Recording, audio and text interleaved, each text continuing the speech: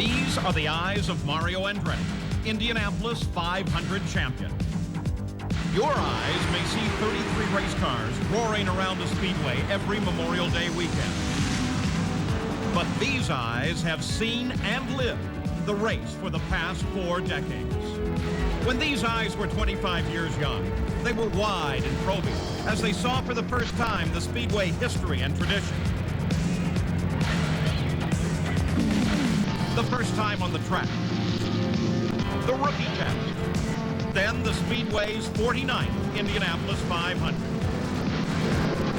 Today, they'll again see the Speedway's time-honored traditions of fanfare and spectacle. Mario Andretti's eyes have seen the huge crowds that flock to the Speedway each year. Today, they'll scan a crowd of over 500,000 people. The eyes are the windows to the soul. These eyes reveal the very core of a man who has raced in 28 Indy500s. Here is a man who has won at Daytona, who has been crowned the Formula One champion, and his personal pinnacle, a win at Indy. But that was a quarter of a century ago. Since then, he's won races and championships. But these eyes have too often seen the frustrations of driving the Brickyard. Even Mario's eyes stared in disbelief from within the bizarre wreck at the start in '82. A moment that ignited the fiery Andretti passion. These eyes have followed the march of technology in racing. They first peered out of this car in 1965. He won in this car 4 years later. Today, they'll look out of the cockpit of a racing machine that seems futuristic. With technology, Mario's eyes have adapted to the increases in speed, 170 miles an hour at first. Today, 240 miles an hour on the straightaway. These are the wizened eyes of the Andretti patriarch. The apple of his eye is son Michael, who has raced at the front of the pack at Indy, wheel to wheel with Rick Mears in 1991. But it was Mears who won the race, and Michael Andretti has yet to win at Indianapolis. These eyes have winced at the brutal realities of the Speedway's dangers. His own son, Jeff, mangled in this horrifying crash. These eyes watching helplessly. And Mario himself has been bitten by this dangerous arena. 1992, this was turn 4, as he saw it. These are the eyes of America's most famous racer. Eyes that have guided Mario Andretti through thrilling days at the Brickyard. They saw the checkered flag of victory in '69. They saw an appeals court overturn his apparent second win 6 months after the race in 1981. Danny Sullivan spun right before these very eyes and then went on to win the race from Mario in 1985. He has driven in the races that were decided by the closest finishes in Indy history. 1982, Gordon Johncock and Rick Mears separated at the finish by the blink of an eye. And 2 years ago, Al Unser Jr. and Scott Goodyear, less than a car length apart. Today, these eyes will peer out of a visor at Indianapolis for the final time. Next year and beyond, the race will be run without Mario Andretti in one of the 33 cars. These eyes will be outside, looking in. And although these eyes remain fierce and proud, these eyes may shed tears at the end of his final Indy. Mario has lived to race, to drive the Indianapolis 500. For it will always be the greatest spectacle in racing in the eyes of Mario Andretti.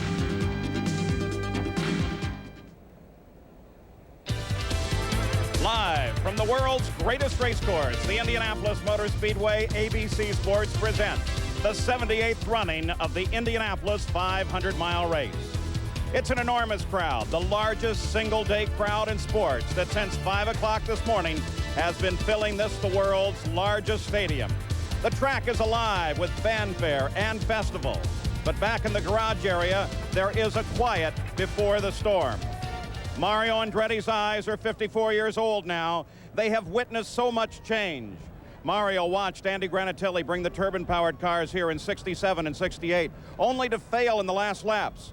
Will he witness something similar today with that new Mercedes-Benz engine?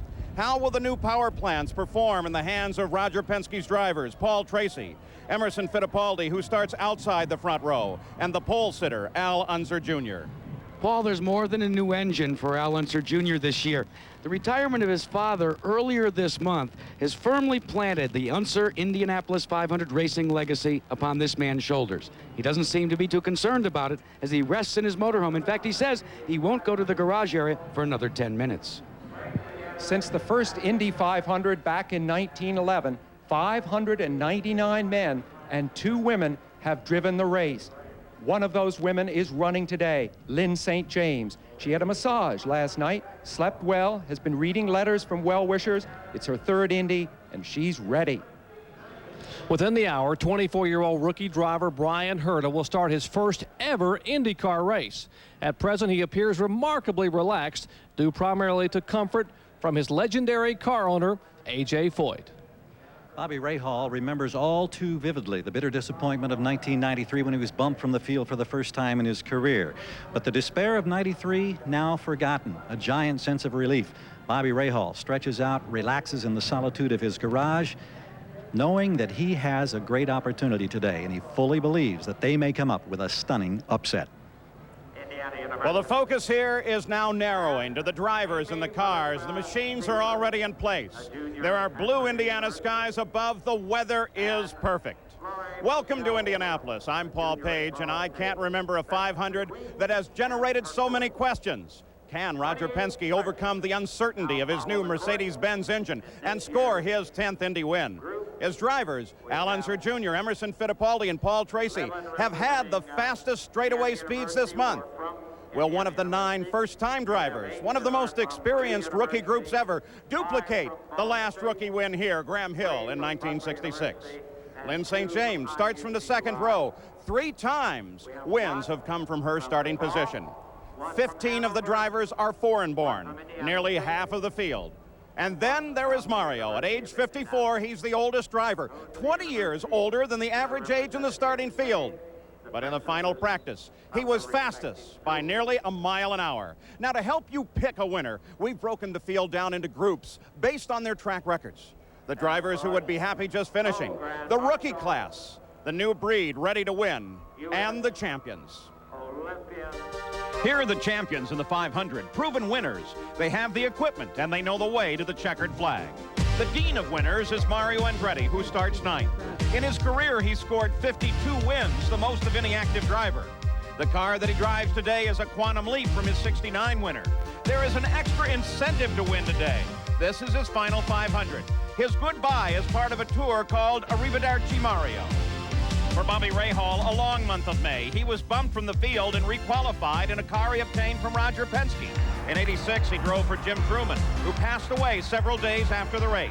Bobby is the co-owner of the car he drives. Last year's pole sitter and 2nd place finisher Arie Luyendyk starts this year's race from the center of the 3rd row. He drives with a new team, Indy Regency Racing. He won here in 1990. Starting outside row 1, Emerson Fittipaldi attempts to become the first man since Al Unser 23 years ago to win back-to-back Indy 500s. In '89, he clashed with Unser's son with 2 laps to go. That confrontation sent little Al to the sidelines and Emo to the Speedway's first $1 million win and a cold drink of milk in victory lane. Last year's victory was less dramatic until he drank orange juice in winner's circle. Al Unser Jr. hopes to use his Mercedes-powered Penske to win his 2nd 500. He won the first 2 years ago. It was the closest finish ever. 2 weeks ago, Little Al became the fastest qualifier in the field, taking his first Indianapolis pole to the delight of his dad and his car owner, Roger Penske. Big Al's likeness appears 4 times on the Borg-Warner Trophy, Little Al's just once.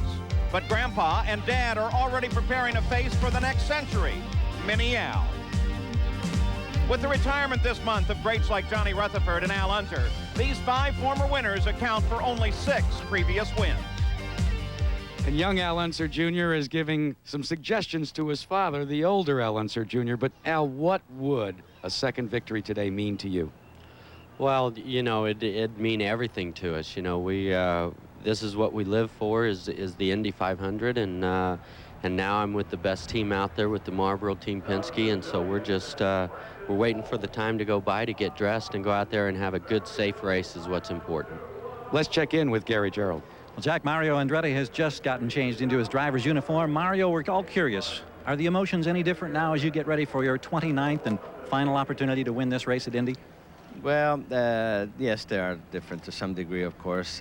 Seems like I'm getting a little more attention, and which is, I think, very nice. But as far as approaching the race and everything else, the same basic anxieties and the same basic goals. You know, you just go in there and hope for a great result and come away, as I say, happy. I'll tell you what, one of the great ambassadors of all time, getting ready for this final attempt. We wish you well. We go to Jerry Punch. Emerson Fittipaldi, given the torque and straightaway speed of the Mercedes engine, along with the warm climate, you concerned at all about tire wear? Well, I think the tire wear is going to be a concern for everybody. But I mean, we've done a lot of miles, a lot of testing. I'm really confident. The weather's nice. I mean, it's a beautiful day today. Confident, Emerson Fittipaldi. Paul? Out on the straightaway, celebrities now being introduced. The engines will start in just over 39 minutes. Jason Bateman from the Hogan family.